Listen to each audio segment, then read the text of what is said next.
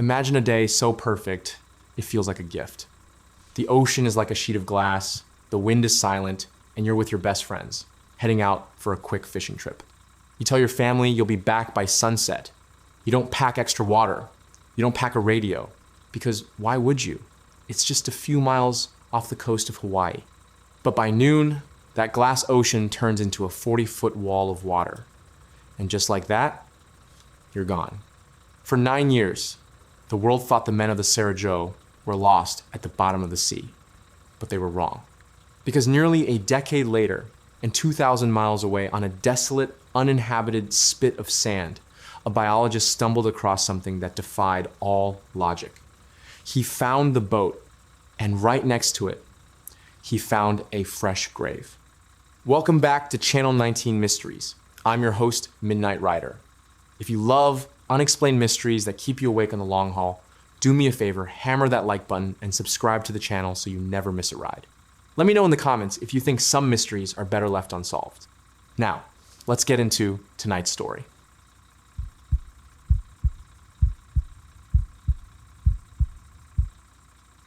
The Ghost Ship, Mystery of the Sarajevo. Tonight's story is about a group of friends who went out for a few hours of fishing on a perfect day and ended up at the center of one of the most baffling maritime mysteries of the 20th century.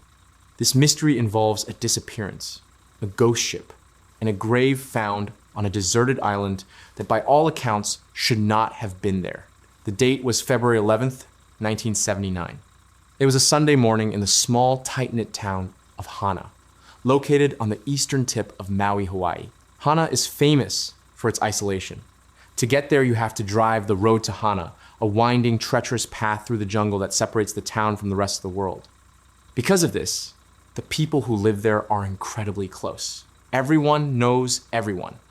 On this particular morning, the weather was absolutely perfect. The Pacific Ocean looked like a sheet of glass. The trade winds, which usually whip around the islands, were silent. It was the kind of day that begs you to skip your chores, forget your responsibilities, and just get out on the water. And that is exactly what 5 friends decided to do. The group consisted of 5 local men who had grown up together or worked together in the construction trade. They were young, strong, and comfortable in the ocean. First, there was Scott Moorman. He was 27 years old, a California native who had moved to the islands and fallen in love with the lifestyle. He was popular, charismatic, and loved the sea. Then there was Peter Hanchett, 31. He was a steady, reliable guy, the kind of person you wanted around in a crisis. He worked as a heavy equipment operator. There was Benjamin Kalama, the oldest of the group, at 38. He was a big man with a big heart, known for his strength and his easygoing nature. Patrick Wozner, 26, was the youngest. He was adventurous and eager, always up for a trip with the boys. And finally, there was Ralph Maliakini, 27. Ralph was the connection to the boat. His twin brother Robert owned a 17-foot Boston whaler. Now, if you know anything about boats, you know a Boston whaler is a sturdy vessel. They are marketed as unsinkable, but 17 feet is small. It's an open skiff, essentially a center console, with no cabin, no cover, and very little freeboard, the distance from the water to the edge of the boat. It's designed for near-shore fishing, skimming across calm waters and zipping back home for dinner. It is not designed for the deep, angry ocean. But on this morning, the ocean wasn't angry. It was inviting. Around 10 a.m., the 5 men met up at the pier in Hana. They loaded a cooler with snacks and sodas. They threw in their fishing gear. They were in high spirits, laughing, joking, and probably making bets on who would catch the biggest ahi, which is a tuna. They didn't pack for an expedition. They didn't bring survival gear, extra water, flares, or a radio. Why would they? They were just going a few miles out, and they'd be back before sunset. Ralph's brother, Robert, watched them head out. He saw the boat, which was named the Sarajevo, motor out of the harbor. The white hull gleamed in the sunlight, cutting a clean wake through the calm blue water. He watched them get smaller and smaller until they were just a speck on the horizon. He had no way of knowing that he was the last person who would ever see the Sarajevo leave port. For the first 2 hours, everything was perfect. But if you live in Hawaii, you know that the Alenuihaha Channel, the stretch of water between Maui and the Big Island, is notorious. It is considered one of the most treacherous channels in the world. The bottom topography acts like a funnel, accelerating currents and winds to dangerous speeds. Around noon, the weather didn't just change, it exploded.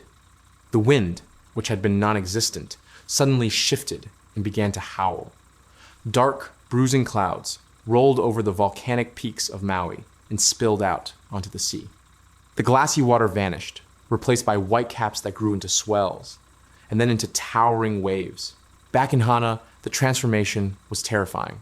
One minute it was a beach day, the next, palm trees were bending sideways. The locals knew this was bad.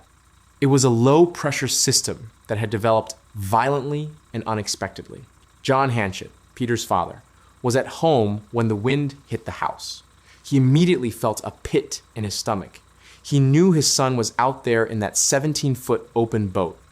He grabbed his keys and drove down to the bay, hoping to see the Sarah Joe motoring in, racing the storm. He stood on the shore, squinting against the stinging rain and the salt spray. The waves were hammering the coast now, exploding against the lava rocks. He scanned the horizon, back and forth, back and forth. Nothing. He wasn't the only one. Other family members, friends, and locals gathered at the harbor. They stood in the driving rain, helpless. The ocean had turned into a washing machine of chaotic, violent whitewater. No 17-foot boat could ride comfortably in this. As evening fell, the storm only intensified. It was later described as one of the worst storms to hit the islands in 50 years. 40-foot swells were reported in the channel. To put that in perspective, a 40-foot wave is as tall as a 4-story building. Imagine a 17-foot open boat, a glorified bathtub, trying to navigate moving mountains of water that high. Night fell. The Sarah Joe did not return. The next morning, the storm had barely subsided, but the alarm had been sounded. The Coast Guard was notified, and what followed was one of the largest search and rescue operations in Hawaiian history. Usually, the Coast Guard has a search box, a defined area based on currents and the last known location. But because the storm had been so chaotic, and the currents in the channel were so unpredictable, the search box was massive. They searched for 5 days. They used C-130 aircraft flying grid patterns. They used helicopters dropping low over the water. They had Coast Guard cutters plowing through the swells.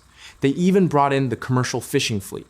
Local fishermen, risking their own vessels, went out and combed the waters, desperate to find their friends. They covered 70,000 square miles. That is an area roughly the size of the state of Oklahoma. They found nothing. Not a life jacket, not a cooler, not a slick of oil, not a cushion. Typically, when a boat breaks apart in a storm, something floats. The Sarah Joe was a Boston whaler, injected with foam. It was technically unsinkable. Even if it was swamped, it should have been bobbing just below the surface. Even if it was smashed to bits, the foam chunks should have been drifting. But the ocean was empty. It was as if the Sarah Joe had been plucked out of the water by a giant hand and removed from the earth. After 5 days, the Coast Guard had to make the heartbreaking call. They suspended the active search. They told the families that, given the severity of the storm and the lack of survival gear, there was no chance the men were still alive. But the families in Hana didn't give up. They pooled their money. They hired private planes. They walked the coastlines of Maui, Lanai, and the Big Island for weeks looking for debris. Peter Hanchett's father, John, was relentless. He spent every waking moment looking for his son. He worked with a man named John Naughton, a biologist and expert on the local marine environment, to analyze currents and drift patterns. They tried everything, but weeks turned into months. Months turned into years. A memorial service was held. The town of Hana mourned. The 5 men, Scott, Peter, Benjamin, Patrick, and Ralph, became ghosts, their smiling faces frozen in photographs on the mantles of their grieving parents and wives. The mystery of the Sarah Joe became a local legend, a cautionary tale about the power of the sea, and that is where the story should have ended. A tragedy, yes, but a simple one. A small boat, a big storm, and the unforgiving ocean. But that's not what happened. Fast forward 9 years. The date is September 9th, 1988. We are now deep in the Pacific Ocean, in the Republic of the Marshall Islands.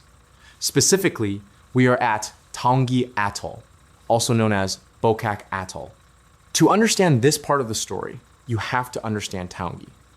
It is one of the most desolate, isolated places on the planet. It is an uninhabited coral atoll located about 2,300 miles southwest of Hawaii. It is a crescent-shaped sliver of land surrounding a lagoon, baking in the equatorial sun. There is no fresh water. There is no food other than fish and seabirds. It is dry, hot, and utterly unforgiving. On this day, a research vessel called the Thomas Washington arrived at Taongi. On board was a team of biologists conducting a wildlife survey. They were there to count sea turtles and birds. And in a twist that sounds like it belongs in a movie script, the lead biologist on this expedition was a man named John Naughton. Yes, the same John Naughton who had helped Peter Hanchett's father search for the Sarah Joe back in 1979. Naughton hadn't thought about the Sarah Joe in years. Why would he? He was thousands of miles away from Maui, doing a completely different job. As the research team took their small skiff from the main ship to the shore of the atoll, they were excited to explore this untouched wilderness. They landed on the white coral sand and began walking the perimeter of the island. About 2 hours into their survey, Naughton and his team spotted something on the beach. It was a boat. Now, finding debris on atolls isn't uncommon. Ocean currents carry trash from all over the world, plastic bottles, fishing nets, and drift logs. But this was a large fiberglass hull. It was battered, bleached white by the sun, and half buried in the sand. Naughton walked up to it. He could tell it was old. The fiberglass was delaminating. It had clearly been sitting there, roasting in the sun and being hammered by the surf for a long time. He walked around to the transom, the back of the boat, to look for a registration number. Most of it had been sandblasted away by the wind and grit. But he could make out a few letters and numbers. HA. In maritime registration, HA stands for Hawaii.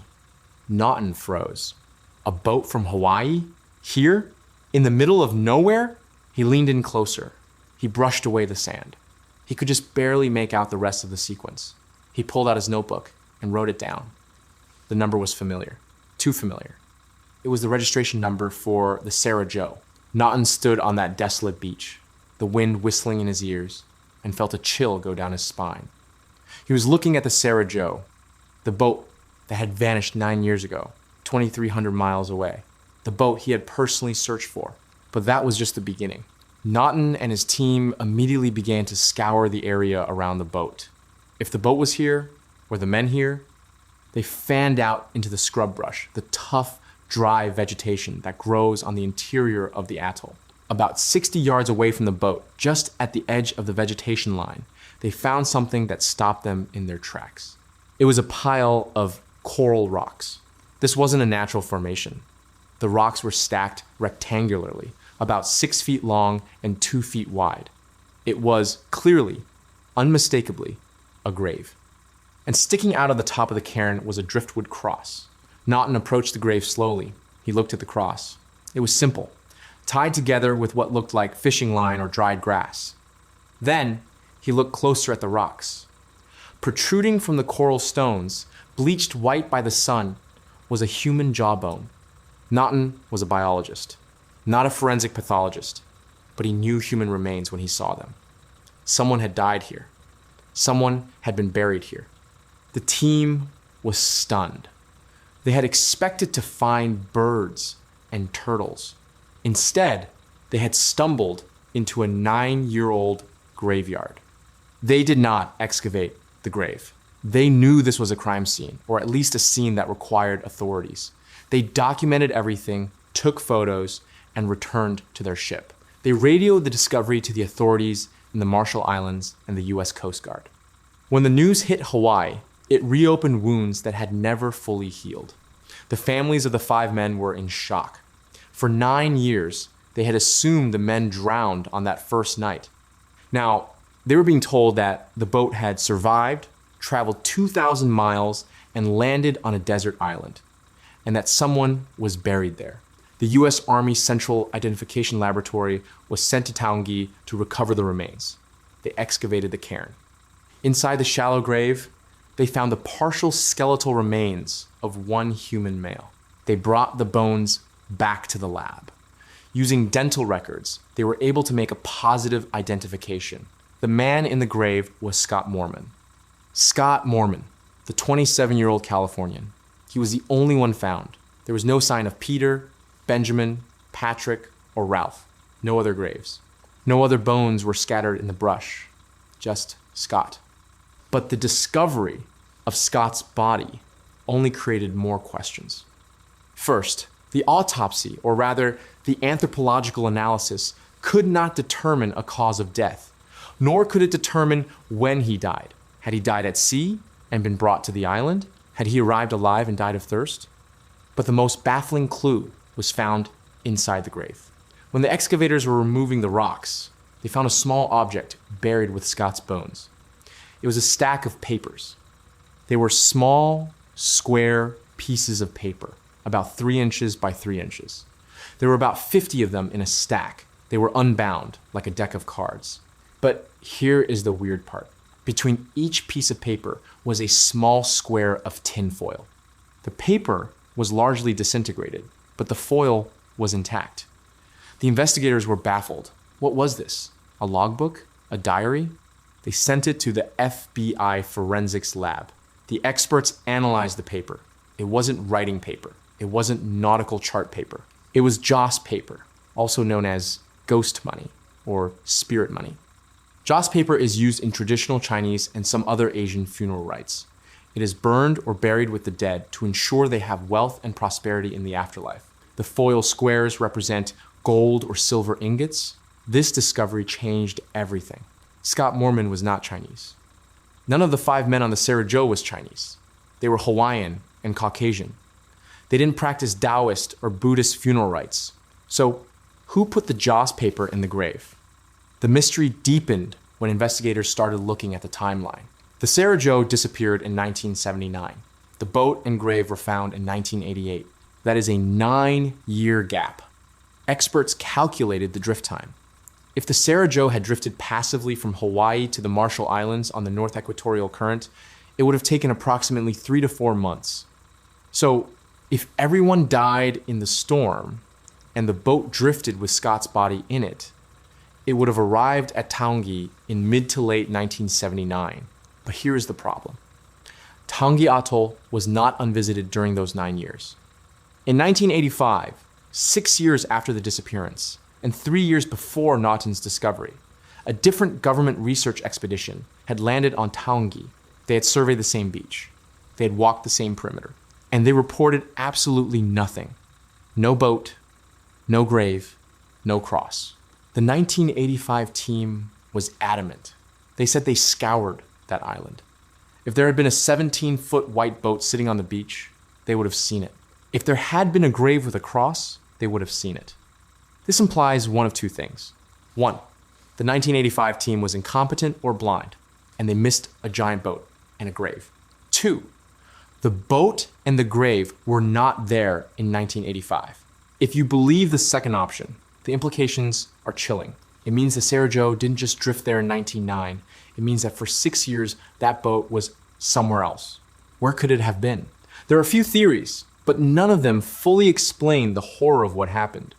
Theory number 1, the slow drift and the storm. Some believe the boat drifted around the Pacific Gyre for years, caught in a loop, before finally being spat out onto Taongi between 1985 and 1988. Scott's body was in the boat the whole time. When it finally washed ashore, someone found it. Theory number 2, the illegal fisherman. This is the most widely accepted theory, though it relies on a lot of ifs. The theory goes that Scott Moorman died at sea, likely of dehydration or exposure, while the boat was drifting. The other 4 men either died and were pushed overboard or tried to swim for help early on and drowned. Scott's body remained in the boat. Eventually, the boat washed up on Taongi, perhaps before 1985, and the survey team simply missed it because it was buried in sand or hidden by scrub. Then, a group of illegal fishermen, likely from Taiwan or China, given the proximity and the joss paper, stopped at the atoll to rest or hide from patrols. They found the boat. They found the skeleton inside. Being superstitious and respectful of the dead, they decided to give this stranger a proper burial. They dug the grave. They made a cross, perhaps realizing he was a Westerner. And in a gesture of respect, they buried him with their own traditional offering, joss paper, to ensure he had money in the next life. They didn't report it because they were fishing illegally and didn't want to get arrested. Theory number 3, survival. The darkest theory is that Scott Moorman, and perhaps others, survived the initial voyage. They reached Taongi alive in 1979. But Taongi is a hellscape for survival. No water, no food. If they landed there, they would have slowly died of thirst.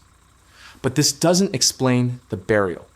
A dying man doesn't bury himself, stack rocks, build a cross, and place joss paper on his own chest. And it doesn't explain the 1985 survey. To this day, the Sarajevo remains one of the most frustrating mysteries in maritime history. We know Scott Moorman ended up on that island. We know someone buried him. We know that person had joss paper, but we don't know where the other 4 men are. Did they jump overboard during the storm? Did they die in the boat and get pushed out by Scott?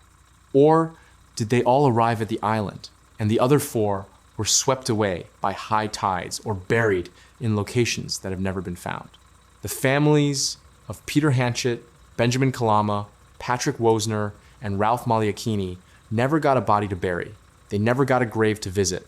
All they got was the knowledge that their loved ones likely suffered a terrifying ordeal, drifting across the vast, empty Pacific. Scott Moorman's remains were returned to his family in California. The Sarajevo is likely still there, slowly disintegrating into the white sands of Taongi, guarding its secrets. So, the next time you look out at the ocean on a beautiful, calm day, just remember, things can change in a heartbeat. And sometimes, the ocean takes things, and it doesn't give them back. Or worse, it gives them back years later, with a story that makes no sense at all. And that brings us to the end of the baffling voyage of the Sarajevo. It's a case that leaves us with far more questions than answers. Who buried Scott Moorman with such care on a deserted island? Who placed the ghost money in his grave? And most importantly, where are the other 4 men? I want to hear your theories in the comments below. Do you think illegal fishermen found the boat, or is there a darker explanation for the 9-year gap? If you enjoyed tonight's video, please hit that like button and subscribe to Channel 19 Mysteries so you never miss a case. Also, I know many of you have your own stories. If you have a creepy encounter, an unexplained mystery, or a brush with the paranormal, I want to read it. Send your stories to mycreepyencounter@gmail.com, and they might be featured in a future episode. I'm your host, Midnight Rider. Until next time, stay safe out there.